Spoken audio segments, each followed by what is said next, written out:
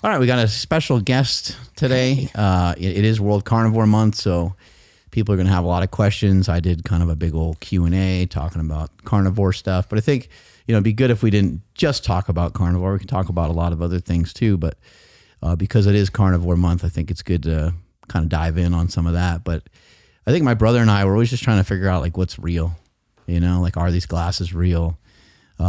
We love steroids. You did an entire movie about how awesome steroids are, and now everyone's on them. And the whole country, around every corner, there's as many TRT clinics as there are 7-Elevens, it seems like nowadays. And, is testosterone the answer? Is the carnivore diet the answer? Do these glasses do anything? Does tracking stuff do anything or cause more harm than good? I think the truth is that no one really knows when you get like way down deep into it, but it does seem like some of the basics are helpful, such as getting rid of some processed food seems like a good idea. Getting outside seems like a good idea. Protecting your sleep seems like a good idea. Just these kind of like general things seem to be decent ideas. So I think it'd be good to dive into some of that stuff. Yeah, absolutely. I think a lot of the stuff we talk about, I was just talking about it before, raw milk.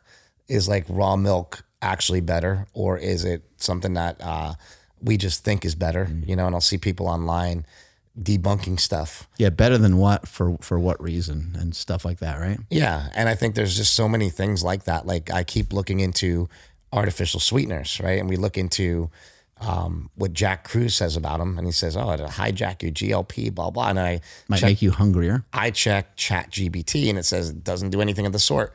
But is ChatGPT only giving me information that's from, the big companies that are making these things? Like, I don't know. Jack Cruz also might have some information, maybe conflated a little bit, which I doubt. I mean, he seems to research stuff pretty well, but potentially there was a movement of lower fat stuff years ago, and that seemed to actually mess with our hunger signals.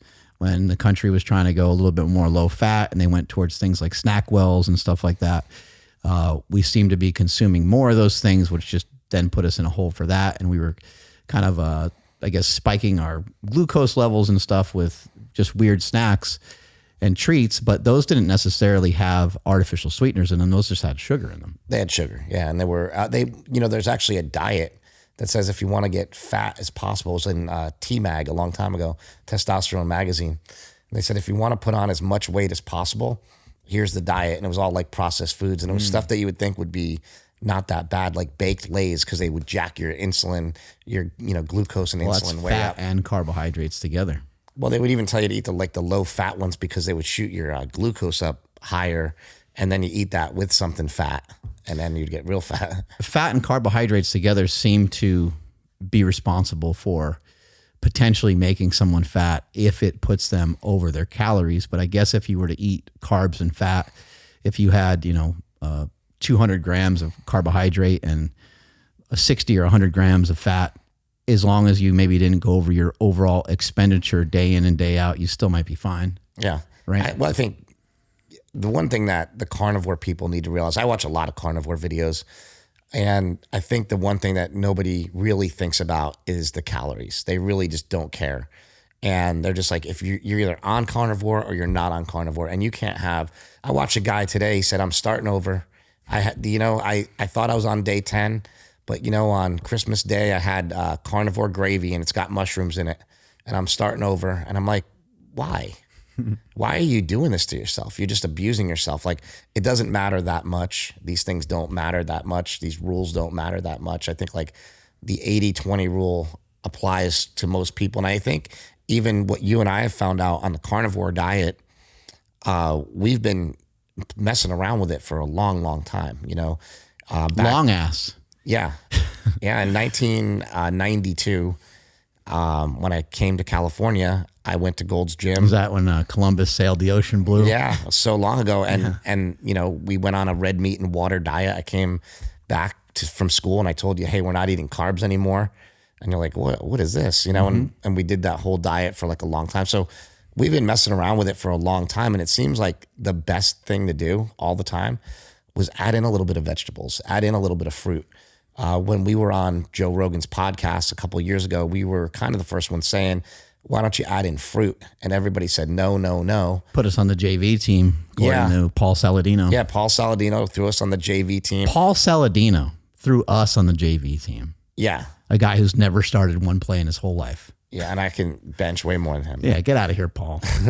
I love Paul, but yeah, some of those things were weird. Like he was like really making it look, I think he said fruit was pornography to you or something, right? Mm-hmm. And then they go and they come visit us and they go do the exact diet. And then they go, I got a new diet. It's called animal based. Well, he seems to be addicted to porn pretty heavily these days. Yeah. He's whacking it hard over there. There you go. That's a good one. Yeah.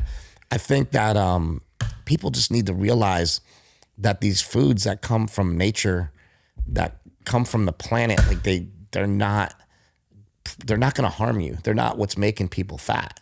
What's making people fat is the lack of movement, and we are indoors more than 21 hours a day on average.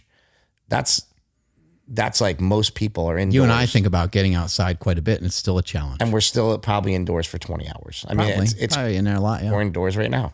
Yep. It's crazy, right? So you're just always indoors and you're hardly ever outside and you're not getting the sun. And then the other thing is like the lack of movement. So I said the other day, I made a video just saying like walk 7,000 to 8,000 steps a day.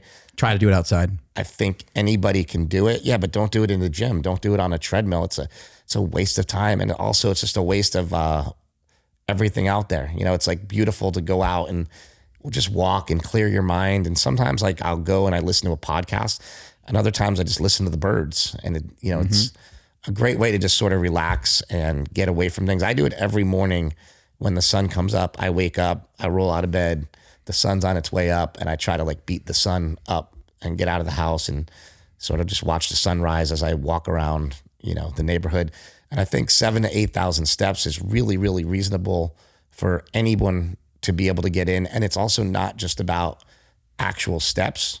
So you can count the steps on your phone. If you have an iPhone, you can count your steps, but it's not always about just steps. It's about moving your body. So for some people it's hard, like our friend Russell, he's a big guy, he's like, 390 pounds. So for him, movement in general, it's not easy to walk a lot.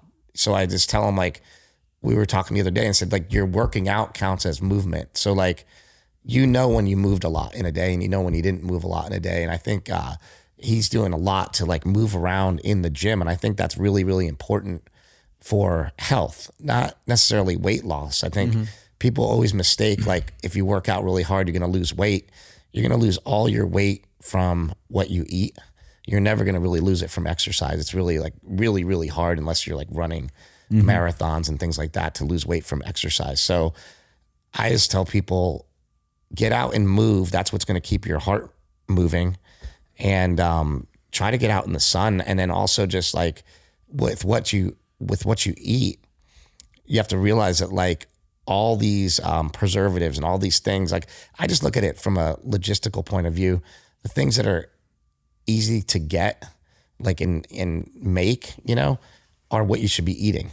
Nobody can make a Snickers bar. You can't make one at home. There's a reason, And so the things that are just from the earth, seems like there's been no reason why you can't control yourself when you're on those foods. But what I find that's interesting, even for myself, is that even when I add in like artificial sweeteners, they throw me off the rails to want something else that has artificial sweeteners in it, or something else that's not, like I should say a single food ingredient. And it's not like you always have to have single food ingredients. There's things like cheese and butter that are probably okay. But for the most part, single food ingredients seem to be the way. There's something I refer to as turning your taste buds inside out. So if you came over my house and you and I, enjoyed a big old Piedmontese ribeye or something like that, chucked some butter on there, it's really good. And then we have some pork butt to wash it all down with. And we have like this delicious meal. We both agree like, hey, shit, that was like quite a bit of food. We go back for seconds. We go back for thirds. Like we ate enough, we're fine. However, if you just flip the taste buds the other way around, like right now our taste buds are facing towards savory food. That's protein and fat. Protein, fat, salt, and maybe some type of season or spice that might be on there. occasionally that I might use or whatever. That's pretty much like you're going to be pretty satisfied with that. But you can kind of reopen the floodgates. Sometimes people say they have like a dessert stomach. They have like another stomach that opens up. There's even, I saw a movie where Danny DeVito asked the guy if he wanted a donut. And the guy's like, oh, I'm not hungry. He's like, when do you have to be hungry to have a donut? Like, you don't need to be hungry to eat those kinds of things because they're great. They taste great. They're fun. They're like a celebratory thing. It's common for people to go over someone's house and have dinner and then have coffee afterwards. We don't usually just have coffee. Usually there's some sort of dessert and stuff. So I just say, just don't do it. You know, the next time that you think about that little thing, that little treat, just don't do it, because if you do it, you're going to flip the taste buds in the other direction. And if you were to eat the little bit of cookies that your wife made or your daughter, or if you're to eat a little bit of this or a little bit of that, it's just going to flip your mind into wanting to do more of that. The odds of you waking up the next morning and eating a cookie to start your day when your motivation is super high, that's really low. So trying to defend stuff and trying to defend yourself in the evening, in my opinion, is the most important thing. I want to talk a little bit about this kind of like quantum biology stuff that's been circulating. Hey now. And I know that people like get a little weird about, you know, the blue light and the red light and the sunlight and all these different things. But rather than thinking about quantum biology and whether it's real or whether it's not real, the magnetism of the earth, grounding, again, whether these glasses work, like, I don't really know. I just feel like this is an easy enough practice for me to engage in. I don't have any evidence. I don't have any like tracker or marker. I don't track my sleep anymore. I decided not to mess with that anymore after just getting scores in the 40s forever. It's my same rule that I had with school. I just wanted to get out of there as soon as possible because all my grades were in the 40s. So I just vowed to never have a real job or to never go back to school again. And same thing goes with my sleep. I'll just never track it again because the scores are always horrible. However, I feel really good every day, and I feel, I feel very productive every day. I lift most days or run. I feel like I have a good output. I can't link it to these glasses. I can't say that I exponentially feel any better than I have in the past. I've been feeling pretty awesome for a few decades. People ask me like, how'd you feel when you were 330? You must have felt horrible. I didn't feel horrible. I felt strong. I felt indestructible. The only thing I just, my back would hurt here and there because I was so fat, and breathing and stuff like that was a little bit harder.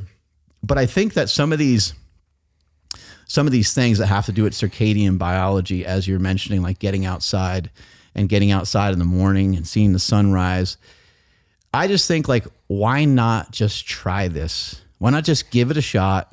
Try to meet the sun, try to beat the sun, try to do it every day for a little while. It's a healthy practice regardless of what you're trying to do or what time you need to wake up to see the sun. I just think it's a good idea to just try it just to see if it has any changes. And then the same thing with grounding. Like, rather than just say that doesn't line up with anything I believe and I'm just going to discount it, as we've seen Dr. Mike Israetel, Dr. Lane Norton, all these people that are traditionally trained, they have these crap mentalities when it comes to certain diet protocols, when it comes to certain things. They don't think that fasting is a good idea. They don't think it has any application in bodybuilding or no application with keto. And it's like, well, you guys, I don't think you ever really tried it. You never really gave it a shot. So rather than being the naysayer and rather than being that person, let's be people that, test some things out, try some things out for a little while, give it a fair shot and see if it does anything for you. Yeah, it's hard because there's so many things. Like I say, all the studies that have been done are always these studies. Like I saw a thing with like Anthony Chaffee the other day, and he's just talking about like all the studies haven't really been done on like a carnivore diet, on certain different things like that you want the specific thing to be about, right? So there's like a lot of back and forth between like Lane and Dr. Chaffee and these guys about different things. It's like you said, we don't know, so why not just give it a shot, and it's hard to really take information from, in my opinion, it's hard to take information from people that are closed-minded. Anyone that says, there is this new girl on Instagram, I think her posts are great, Scientific Snitch, but she just says like how like eating protein powder, having protein powder is the same as like having a steak kind of thing, like in a weird way. Like it's not any different, but it is different. It's different in the way your body processes it and digests it. So to say like if you did a diet with just protein powder versus steak, right? Like, so it's, yes, protein powder will definitely work and get you where you need to go. It's a great tool. But it's also not going to be, and I don't know if she said that's like the same thing, but basically saying that like she's saying it is real food. I sell protein powder, and I think that protein powder is a treat. That's kind of the way I look at it. It's a treat, and it's nice that we can even kind of like afford to have it in our diet, is the way I would put it. Yeah. And protein powder is wonderful to get you there, and it will work. But if you're really nothing's better than food, I would say that. You know, yeah, I mean, food's amazing. You can't. I mean, talk to Jay Cutler or any of these bodybuilders. Most of these bodybuilders don't take any of the supplements that they're sponsored by. They're not taking protein powder because they're like, I don't drink that, you know.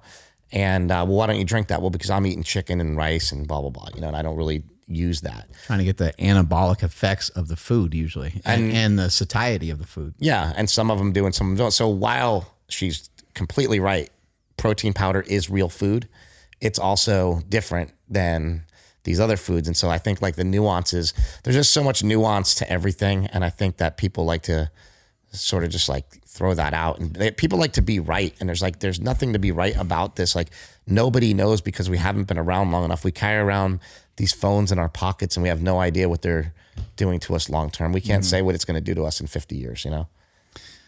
You know, I think there's also people that are deniers. You know, there's people that are deniers. They want to believe in their diet ideology, and they deny, you know, if it could be a vegan, and they could be not denying that there's some holes in the game of a vegan. And it could be coming from the other side. It could be a carnivore, not admitting that there's potential holes in the story or potential holes in the game. What are some of your thoughts about like eating red meat and predominantly eating red meat, and kind of the narrative that seems to be pushed forward the most when it comes to carnivore is primarily just eating like a lot of red meat? Would you die on that hill saying like, I think this is like a great healthy endeavor? Or do you think that things should be maybe mixed up a little differently than that? After doing carnivore for a really long time, like 8 years, and we're going into World Carnivore Month, and I'm usually like revved up and pumped up to get everybody on board and like, hey, jump on board me. And I'm thinking like, that's stupid. Why am I trying to get people to do what I'm doing? It like hasn't done that many great things for me. When I do just eat red meat and water, and you saw it, like when I first did carnivore and I just ate steak and water and that was it, I got really shredded. I was in great shape. I felt great, but I was miserable. I was going to sleep every night at 6 p.m. just because I was starving myself, and I was eating like meat, you know, to be honest. Like I was like trying to be part of like, hey man, I want to help push this diet, and like I want to get ripped though. Like if I do it, I can't do it and still be fat. I got to get like in great shape. And I did, but it was really, really hard. And what I found is that I can stay in relatively great shape by walking every day, eating mostly leaner red meat, and adding in some onions, some peppers, some spices, and then also adding in some fruit if I want, adding in things like low fat, yogurt and cottage cheese. That's kind of the way I like to party too. And I like to, when I'm going to eat something leaner, you know, it's a lot of the Piedmontese steaks and stuff. They have sometimes hardly any fat. Or even if I want to have a Piedmontese ribeye, it still has half the fat of a regular ribeye. But when it is time to eat fat, I like to eat a pretty good amount of fat. You know, I'll cook my eggs in like tallow. I'll throw butter on them. But I also might mix the eggs with some egg whites. So I do like a lot of little weird things, but it's because I'm paying attention to how many calories I'm getting in comparison to how much protein I'm getting in. And I'm trying to like leverage that to stay lean and to stay in good shape. I also found that by accident, I keep myself heavier when I do carnivore because I think I got to be stuffing like a lot of meat down my throat, you know, rather than just go like, it's okay if you just eat once in a day. It's okay if you like wait all day and eat a ribeye. But like I said, when I was doing it before, I would get way too hungry. And then when I would go off the rails, it wouldn't be like going off the rails like, oh, I went out and I ate a thing of blueberries. It's like, no, I would go out and eat like 2 giant bags of Sour Patch Kids, in my car because I was embarrassed that somebody was going to see me, like, or film me for social media or something. I think Closet eating. I just think a lot of these people that are doing the carnivore diet, from like what I'm watching, I'm seeing a lot of videos online. They get a ton of views, and some people are doing fantastic, and that's great. And then there's other people that are really struggling with it. And I want to tell those people that are really struggling with it, like, maybe you don't need to be struggling so bad. Maybe if you just made better choices, there are things like Piedmontese beef, which is super lean. And so you can eat a lot of that red meat if that's what you like, but you don't have to have all red meat all the time. I think it's a mistake to do that. I think it's a mistake not to add in other foods. Just now that I've done it for so long, like, even if I do full blast carnivore, it's really hard to just do meat, like red meat and water. That's really, really difficult, and just, it's boring, When we were on Joe Rogan, I pointed out the fact, and I've always felt this about meat. I feel the same thing about the gym in some ways. I think barbell movements are great because they're barbell movements, but you can only do so many barbell movements before you break down the body. They're kind of main movements, the military press, bent over row, bench press, squat, deadlift, all great exercises. But if you try to just live off of those and you're training heavy all the time, it can be pretty brutal. And it's nice to have the option to do the cables and the other stuff. And we were on Rogan. I said that one of the things that makes vegetables great is simply the fact that they're not meat. Yeah. So it's like something that's sort of absent and void of extra calories and extra nutrients. And in some cases, that's actually a good thing, because we might be hitting ourselves with these heavy doses of iron, these heavy doses of whatever the heck else is in, straight up just muscle meat. And it's a good idea to get some different nutrients. Probably a great idea to get, I'm a huge fan of seafood. I don't think everyone has to eat seafood, but I would say get some different meats so you're getting some different fats. Have some lamb, have some pork. Just see if you can mix things up a little bit. And even chicken, which always gets such a bad rap, eat some chicken, eat some eggs, things of that nature, I think will really be helpful. But I don't have a war on, our war on carbs. There's not a war on vegetables. Yeah. And it's not necessarily a war on fruit even, but the war is against carbohydrate, because most of the time when I think of carbohydrate, I think of pizza, donuts, ice cream. I think of hyper palatable, highly processed foods that are super easy to overeat. And that's what it definitely is. I think people like misconstrue it. We're going to have a fight against potatoes. Yeah.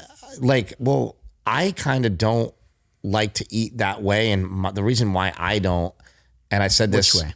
Like with adding carbs. And I saw like a post that Joel Green put up about like eating some carbs and why it's a good idea. And I said, like, my only problem with carbs is the same problem I have with alcohol and other things. It's like, I go crazy. So I know myself. And so like, it's not to say that I don't eat carbs. There's carbs in onions and peppers and other things that I eat. I just try to keep, like, if I have potatoes, like if I have a burger with fries, like I'll want to eat just the fries. Like I guess I can say it probably pulls me away from eating more protein. Yeah, I would say just back to the idea that I have of the flipping your taste buds in a different direction. So it's giving you a little taste. You have some chicken and you have maybe like a vegetable with it, and it's a pretty good meal. Maybe it's like chicken thigh or something. But if it's just like a little bit of rice and someone's like, oh, I got a little bit of teriyaki sauce, start to mix all that stuff together. It gets the brain dancing around. It gets the dopamine going. And then maybe when you go home later, because of the salt and sugar that you had, now you're thinking, I want to end the night with something sweet, because that's what you and I have always done, because that's sort of what we grew up on. Yeah. The other thing I really like about the way I eat, I'm a little heavier than I want to be right now, but I can get to where I want to be. Honestly, eating as much food as I want to. That's really important to me. Like, I can eat until I'm satisfied every time and not be hungry. Is that like maybe with a little bit of fasting, or like what do you even consider? No, there's definitely fasting involved. Mm-hmm. There's definitely, because you don't really care that much about eating in the morning usually, right? Yeah. I like, what is it now? It's 12:22. I haven't eaten today, but I've had a coffee with some heavy cream. And I actually, to be honest, one of the things I want to stop, because I want to drop some weight, is I just think like heavy cream is probably a dumb thing to have. You're just drinking calories. The other thing I keep thinking is I always go to Starbucks and there's more and more people, and I don't know how much these things matter. Again, do these things matter? supporting the industrial, coffee complex. Yeah. No, but really when you think about it, and I actually saw this on Joel Furman, who says Dr. Baker should go to jail, which I disagree with. I do think Joel Furman, there's a great example of a guy that has good information, though. He's got a lot of good information. And a lot of times people want to throw it out because he said some wacky, crazy things. Well, he told me, I can't be your father. I can't tell you what to do, but you're making a big mistake with this carnivore diet, is what he told me. But the point is, the other day I was watching a podcast and he was on it. And that's the other thing. I don't turn off the other side. The carnivores will turn him off and not listen to him. I think it's important to listen to them. It's important to listen to why you're opposed to. I think Joel Green was the one too who told you that you're making a big mistake by doing the carnivore diet. He said that he thinks it'd make your symptoms worse. Yeah. Some of your symptoms of pain. Yeah. Maybe he's got a point somewhere. Everybody tells me like, you're not doing it. You're not carnivoring hard enough. Mm-hmm. And I'm like, well, what do you mean? And like, even Michaela Peterson, she's like, you got to cut out this. You got to cut out everything. It's just got to be beef and salt. And I'm like, yeah, but like, can't have like a onion or things that are like, and like, no. Well, we talked the other day and I said, hey, maybe sardines or something. But like, if you don't like something, regardless of what the protocol may do for you, it's hard to even get into it. Mm-hmm. And then it's hard to build a rhythm. And people do talk a lot about sustainability. How sustainable is this diet? And I think for you and I think the carnivore diet, one reason why it's sustainable for us is because we don't actually do the carnivore diet. My diet's 90% meat. Yeah. And I could call it carnivore. I wonder what percentage of bodybuilder, what percentage of calories. It's probably 85. Yeah, I know. It's pretty close because they eat so much protein. Maybe off season, maybe it switches to like 70. 70% comes from meat rather than 80 or 90. Back to Joel Furman, because I'll forget. Because I do the, what it was called, the weave? Yeah, I do the weave. I come back, What is a weave exactly? That's what our great president says. I do the weave, come back to it. So Joel Furman was saying that when you drink coffee, and this makes a lot of sense, out of a cup that's first of all lined with plastic, and then you're drinking it through plastic and it's hot liquid, that you're getting the plastic that leaches through. I don't know how much that's taint is true. Getting shorter and shorter as we speak. My taint is shrinking. My testosterone's going down. I don't know how much that matters, but I think like when you're doing a practice like that every single day, then maybe it does matter. Like at Starbucks, you can actually, now that everything is over with, you can actually bring your own cup. So you could bring a cup that maybe doesn't have that same setup, but like most of these cups have plastic lids and they're like, oh, but the lid is free of any bad stuff. And you're like, well, it's still plastic. I wonder why these companies aren't, like, they're all behind. Like, they're way behind. Oh, man, Starbucks is so far behind. They didn't like they maybe offer, because they're like these companies are giant aircraft carriers. They can't just whip it around. Like, remember that scene in Hot Shots when he's like, swing this baby around, I lost my cap. Yeah. You can't just swing that baby around because it's too big, maybe too large of a conglomerate. Well, it's crazy because Starbucks just added, like pretty recently, they added in the egg bites, right? Like a couple of years ago. But the egg bites, they still have carbs in them. Yeah, those are dope though. The egg bites are really good too. They put some like flour in them and stuff that they don't really need. Yeah, come on, bro. They can make those really healthy and those are really good, but they need more stuff like that. Like I made cookie bars for Christmas out of your protein powder. Mm-hmm. That tasted so damn good, and all the kids were eating them. And that protein powder, like that's a better choice, and they could make stuff like that at Starbucks. How come there's not one company? There's not even one that will come forward and make a decision that could change everything for everybody forever. How come there's not one company? Like, I think McDonald's should be the one to step forward. McDonald's is an absolute joke. McDonald's has had chicken breast forever. They don't even publicize it. They don't ever talk about it. Nothing. No. All they have to do is put in a little bit of marketing dollars behind it and say, this is what we have. Yeah, we have chicken breast. Or make some type of version of a sandwich that tastes pretty good, that has the chicken breast on there. Why couldn't an actual real chicken thigh on a sandwich would probably taste really good? You don't have to bread it and fry it and do all that stuff like that. You could figure out how to so many people that want to change their health. And I heard the other day that Taco Bell has these chicken nuggets on their menu that are supposed to give you, I think if you do like a double order or something like that, it's like 72 grams of protein and it's like 25 grams of fat or something like that. And I saw, this Instagram reel went pretty viral. It's all over like TikTok and stuff, and people are all fired up about it. And I'm like, this is unbelievable. Like this is here, our friend Ron Penna sold Quest Nutrition for $1 billion, and it's supposedly one of the greatest business acquisitions of all time, because when they got taken over, a lot of times those companies don't get their money back. Like they're already like doing really well. Our other friend sold Primal Kitchen, Mark Sisson, for over $100 million. Like the time is here and the time is now. Coke recognizes it because they say this is the best Coke ever when they have their Coke Zero, which I know we can say, okay, that's not the healthiest thing ever, but okay, you get my point. It is a diet variation and the time is now. So like one of these fast food companies just needs to come through and just make it easier. I mean, when you go to In-N-Out Burger and you order the Flying Dutchman, I think you helped make that super popular. And now, people all over the place know about that. You didn't invent that necessarily, but why don't we have this lingo or language when you go somewhere? You can't just tell the waiter or waitress, hey, I'm carnivore, or hey, I'm keto. And then they just kind of like follow suit and they're like, oh, this guy doesn't want any mashed potatoes with his dinner. Yeah. There are some people that know. Every once in a while you get a smart waiter. Oh, you going keto? I think it's interesting, but I think even like McDonald's, where they could make a huge difference, is like, why not make a milkshake that's a protein shake? Like it can taste so good.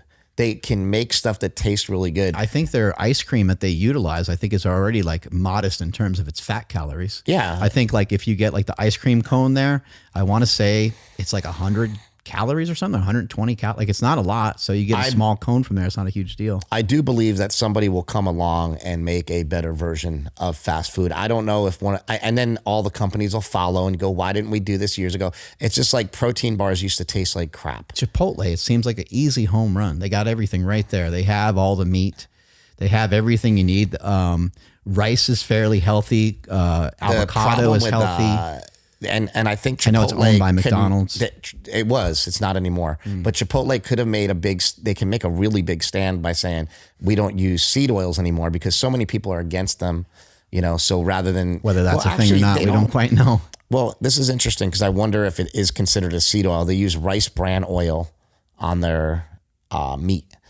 And the only meat that doesn't have rice bran oil on it, if you guys like to go to Chipotle, is carnitas. So if you get carnitas, it doesn't use it. They use it so it doesn't like all like, clump together. Whatever the case is, whatever you order from Chipotle, you will never digest it. No, I know. It'll take like 7 years for your stomach to digest. The other thing I wanted to say is that like Chick-fil-A, they have these chicken nuggets that are made out of like chicken breast, but I think they cook them in some sort of seed oils, because I ate them in I was like on a plane from Charlotte, North Carolina, like back here, and I farted the whole way back. Oh, that's great. Because I ate these. Isn't it amazing? Like the airport and on the airplane itself, they give you fart fuel. It's like, I don't need, this is terrible. But all I ate was like, I ate 2 orders of chicken breast, and I dipped them a little bit in the, they had some sort of like honey mustard. I think that had seed oils in it too, but I think they cooked them in seed oils. Chick-fil-A is amazing. Like, don't they use like some sort of lemony something in there? I don't know what they did, but They're really good. I've had it before. It really blew me out. It was like it's a bad experience. And I thought like, oh, these are going to be really healthy. They're just chicken breasts. And who cares if I have a little bit of the sauce? Who cares if it has a little bit of seed oils? I don't even know necessarily, like there's this giant war on seed oils. And obviously like we know I've never felt that seed oils are like a big problem for us. I don't think they're a problem at all unless people are like eating salads. Yeah. Like if you're eating a lot of salads and you're dumping a bunch of that stuff on your thing, maybe, but like, I don't know. I just never use them. I never feel a need. I think that can be a problem, like eating a salad and thinking that you're doing something healthy, but meanwhile you just ate, like you're not even conscious that you just ate like 20 to 30 grams of fat very easily. And it's liquid fat. And it's liquid fat. And like, we can argue about whether the oil is good for you or bad for you, but I don't think there's any oil that's a great option. I don't know if we should really be consuming oil. I always joke on people's things, and they write about olive oil, and I write like oils for cars. Like olive oil, avocado oil, MCT oil, coconut oil. Well, like what's any of it for? I mean, coconut oil is kind of nice because like coconut oil in its original form is a saturated fat that at room temperature is still hard. So it's kind of like ghee. It's a little bit like butter, and you can just cook with it. Like if you need your pan not to stick. So that seems to have some efficacy and seems to make some sense, but really just like consuming oil, I don't think is like a great idea. And then as you said, like where are these seed oils coming from? Usually it's coming from our restaurants. They're like cooking a lot of our food in oil, which my main issue with a restaurant cooking your food in oil is not so much what's happening to the seed oils, whether they're turning trans or whatever they're turning as they're maybe being heated. I don't have any beef with that. My beef is in the fact that you just took my vegetables, which had next to no calories and pretty much just had fiber in them, and you did make them taste better by getting some oil on them. But you just dumped a ton of calories on my food that I just don't need. And I don't need my steak. I definitely don't need my steak or my salmon cooked in oil. That's ridiculous. I can give you a great example. If you took the fries at like In-N-Out, and like In-N-Out's another one that can make a big difference. Took the fries at In-N-Out and you just air fried them, like put them in a big air fryer, they would be still amazing. They're fresh cut fries. Like if you just fresh cut a potato, throw it in the air fryer, it tastes so good. Like you don't need anything. You just need salt, you know? Yep. Maybe you could use a little bit of olive oil if you really wanted to, but I don't think you even need to. You could use some tallow in it, but you know, I think the weird thing is how a lot of people think that switching out the beef tallow at McDonald's, I think that would give a lot of fat people like carte blanche to go to McDonald's every day and be like, I got the fries are in tallow, and right, we're just going to get fatter and fatter and fatter because the tallow doesn't matter. It's calories, you know? Fried food is just not ever a good idea. Not a good idea. The only fried food I can think of that I would waste any amount of time on would be buffalo wings. But they're better when you air fry them if you do it right. Oh, yeah. No, I make them at home all the time. You know, I'm going to cook them myself. I'm not going to really probably bother to go out to eat anything from really anywhere except for on some occasion. Buffalo Wild Wings, they offer, you know, if you're out and about and you get stuck somewhere, they or you just want to eat some. Supposedly fry all their stuff in tallow still. Mm-hmm. Supposedly. Yeah. Who knows though, you know, like, and who knows how good that tallow is, and is that tallow mixed with other stuff? Like, you never get to go in the back and see what people are doing. And then nobody that works there ever knows. Well, if you start to actually learn anything about any sort of manufacturing, or start to learn anything about like food grade stuff, or, I mean, the truth is that tallow sitting around might be way different than these seed oils that they make specifically to sit around. You know, they design these things so that they can last 8 years, 7 years without being touched, or without, they could just sit in a plastic bottle forever. And I know that that's maybe not the most ideal thing, but they're designed that way. And when you try to have natural things just sort of sitting around, we don't really know what the hell is going to happen. Why do people want seed oils out of their food though? Like, okay, like if Oreos came out tomorrow and said, we removed all the seed oils and they taste the same, who cares? Well, I think it's still Oreos. So it is interesting because no one actually really cares, but it's just become sort of a thing to aim at. But the theory is that seed oils could potentially have a negative impact on our energy system, could potentially have a negative impact on our mitochondria.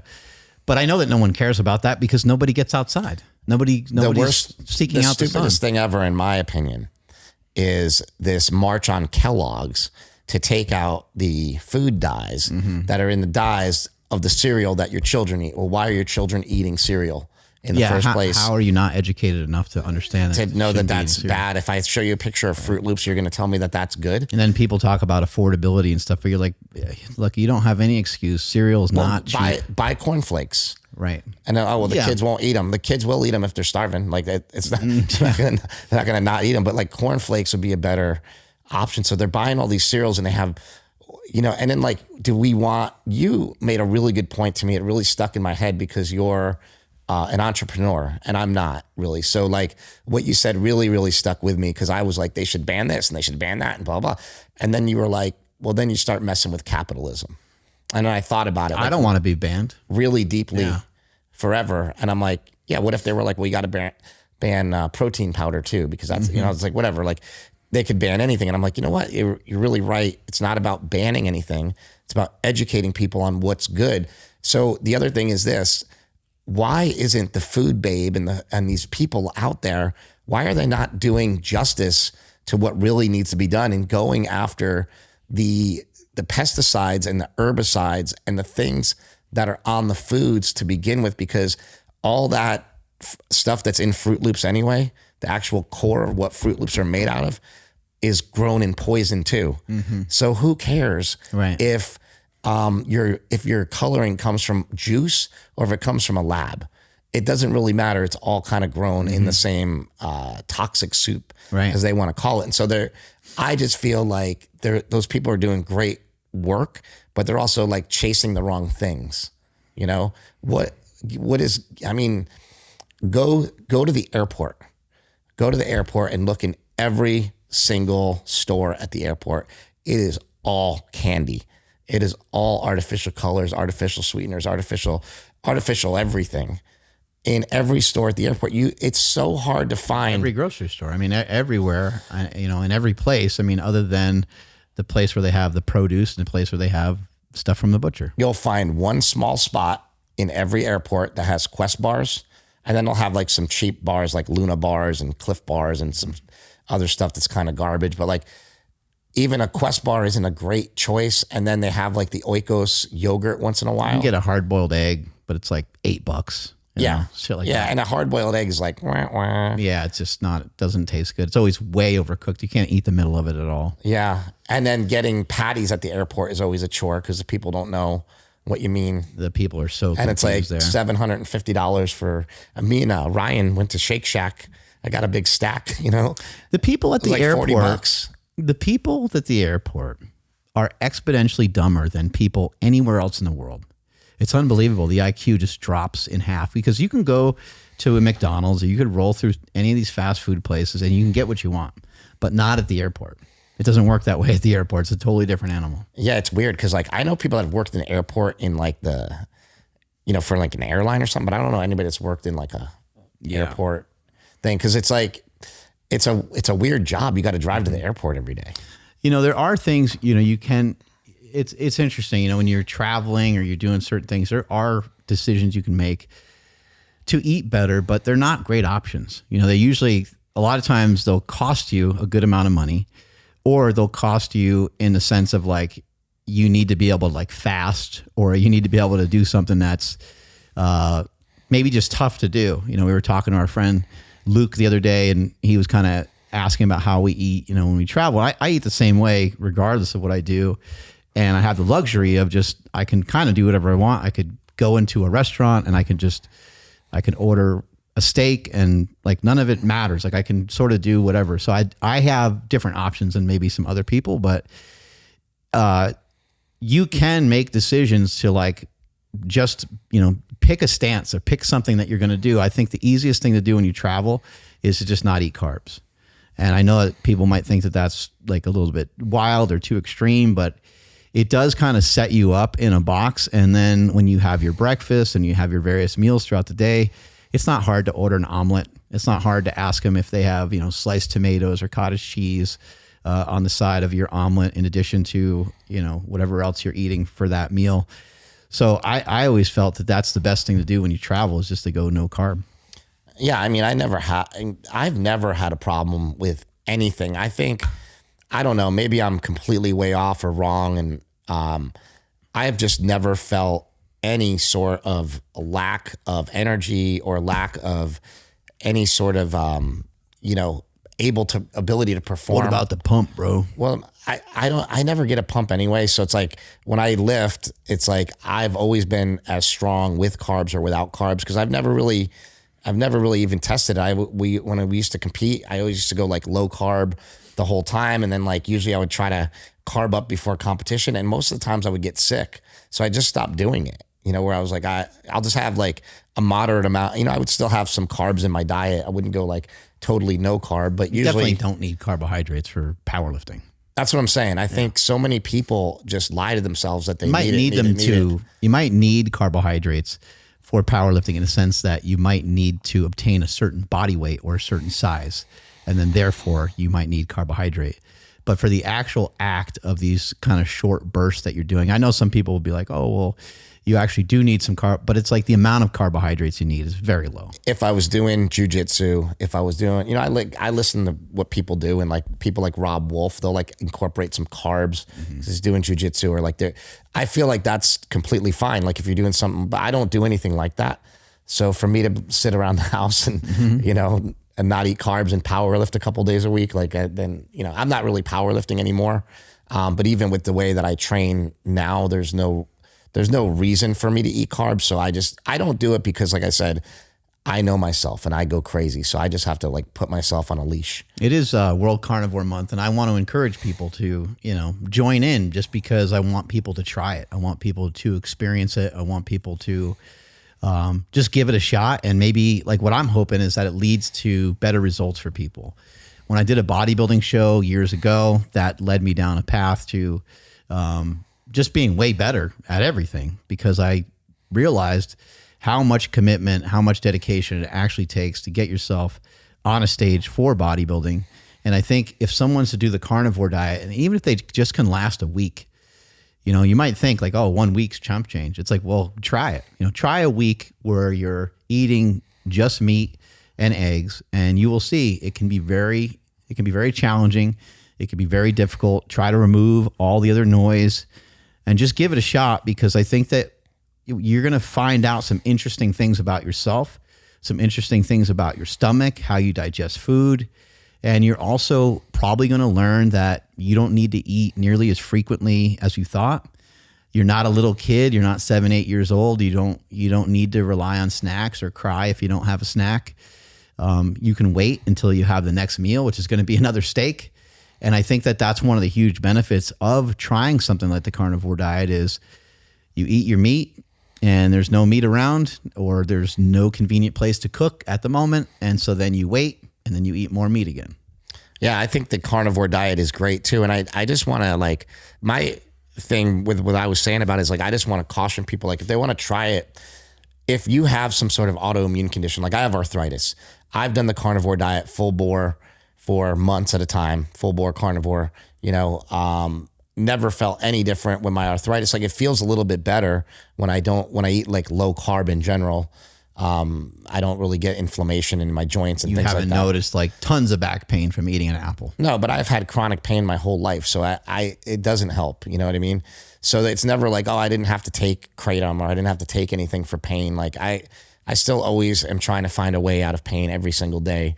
So for me, none of that changed. But for some people, they just have minor problems, and it like can completely change their life. Some people have just crazy food problems. Yeah, they need an awakening. And if you have like autoimmune conditions, I do recommend like maybe even like the first 2 weeks, just try it full blast, see what happens and see how you feel. And then if you feel like you can't hang on, rather than like jumping off, maybe, have a couple vegetables, have a couple things. Like remember when Rogan did it, he lost 12 pounds in a month. And he said, oh, I cheated a little bit. I had a little bit of cheese. I had some olives. He had a couple things here and there. And so my recommendation would be try to hang on all 30 days, even if you do have something that's like off of the plan, but try not to have something that's completely off the plan. Try to have something that's still, not carby, Olives and avocados, by the way, just to clear the air, they are fruits. So sometimes they get lumped in as a vegetable oil or seed oil, or somebody says something weird or crazy about them. But keep in mind that they are fruits. They're in a slightly different category.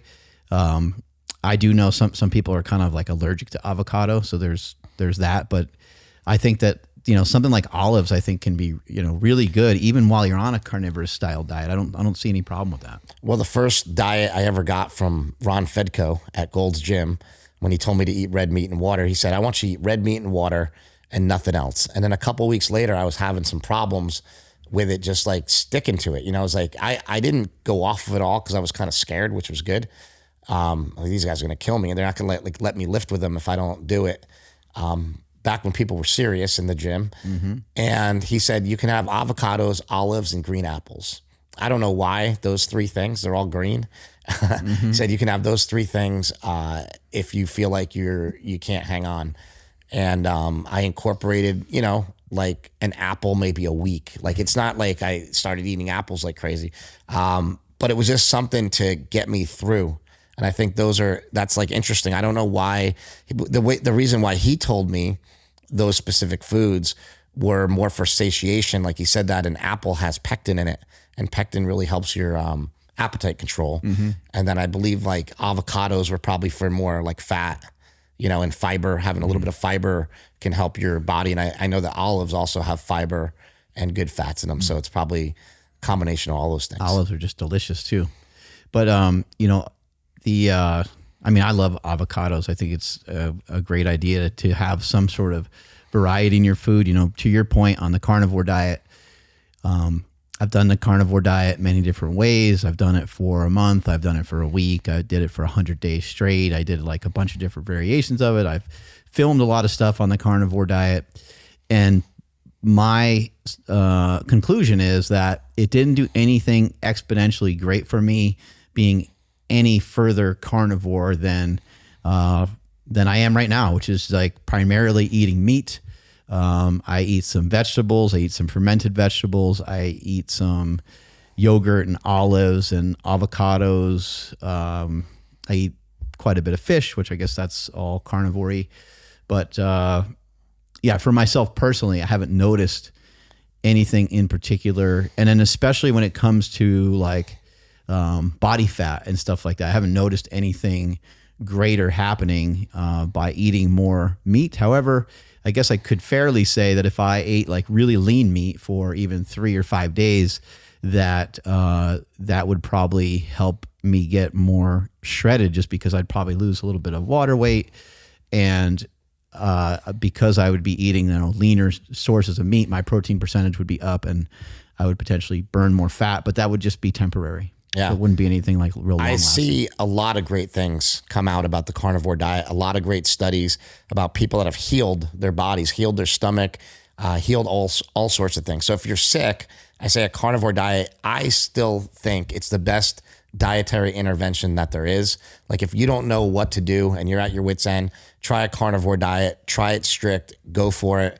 There's a ton of videos on YouTube. Would you almost maybe push people more towards keto, or do you think carnivore? No, I think there's something about the carnivore diet that I wouldn't say it's magical, but there's something about it maybe providing all the nutrients you need without, and I would say do it without dairy, like doing it without the dairy in there, because the dairy can cause problems for some people.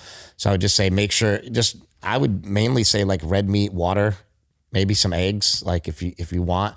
A lot of people do beef, butter, bacon, and eggs. That's a little bit easier to stick to. But if you're really sick, I hear like I guess they call it the lion diet. It's like Michaela Peterson's diet, which is just beef, lamb, water, and salt.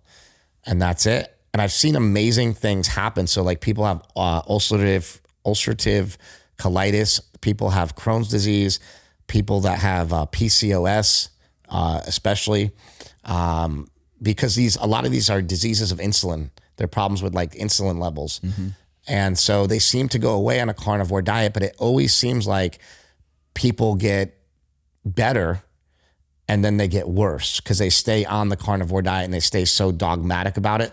So I think you go on the carnivore diet to fix things, right? Like, or try to fix things in an attempt to fix things. And then if it doesn't get better, like you got to abandon ship.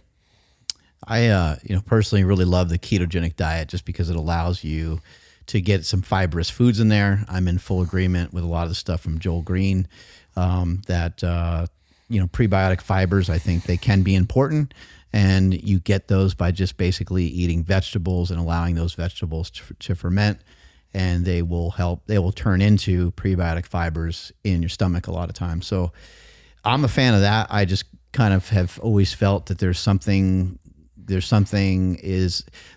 up with the ketogenic diet, and there's something up with producing ketones, and you could potentially be producing a lot of ketones if you're on a carnivore diet. So they're very similar in a lot of ways. To me, just keto opens up the playbook a little bit more, and there is room. Some people think you can eat some dark berries and blueberries and raspberries and blackberries and so on, along with some vegetables. So it just gives you a little bit extra food to eat. And for me, like when my wife cooks, a lot of times she'll cook something with vegetables, and sometimes it's just like a small amount, but like I've never cared about the vegetables. I don't think I've ever had any issues with vegetables. I don't seem to have any digestive problems of any type. So, but I do think that the vegetables, they are like, no one really knows shit about the microbiome we hear so much about. But I do think as we move forward, we're going to continue to find out more about being able to feed, like the apple thing. Apple skins is something that Joel Green recommends quite a bit because he feels that those are things that can, help your gut. And I agree that a lot of people's stomachs are messed up from a lot of the junk and a lot of the crap that we've eaten over the years. And one person can maybe say, oh, if we just stop eating those things, stomach will get better. But I'm also of the belief of like, it's not enough to just stop eating those things. I think we have to stop eating those things and feed ourselves with nutritious, awesome foods. And, going back to what I was saying about like healing the body, a lot of people have healed their body with a ketogenic diet, like epilepsy and stuff like that. And there's more information coming out. And what I like about it, and this goes for carnivore and keto, a lot of times when people are able to like fix a problem they have, they don't need to stay on it for life. They just need to eat better in general. So they might be coming from a standard American diet. They do a carnivore diet, they do a ketogenic diet, they feel better, and then they can go back to eating like normal, normal foods. I just think that people need to know that there's a sliding scale. The problem with keto and the problem with carnivore, and we see it all the time in a lot of people we know, including myself, is that when you eat a high-fat carnivore or a high-fat keto diet, you just cannot cheat. And so that therein lies the problem, is that you have to either stay really strict or you got to like learn to curtail your fat, because it's like a sliding scale. You can either have fat or carbs, right? Like you can't have both. Otherwise, you just get fat.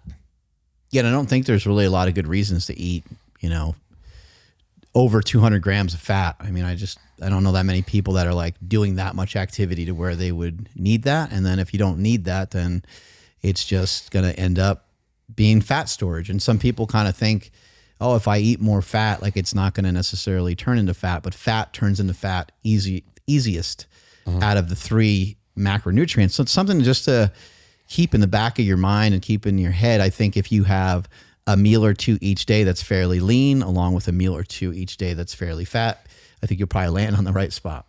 Absolutely. Got anything over there, Ryan? No. Brewing up any questions over there? No questions. Awesome. All right. Well, I think we gave you guys a really good rundown. There's always all kinds of questions on the carnivore diet, but I answered it. I did a Q&A and talked a lot about, how many grams of protein and all these different things.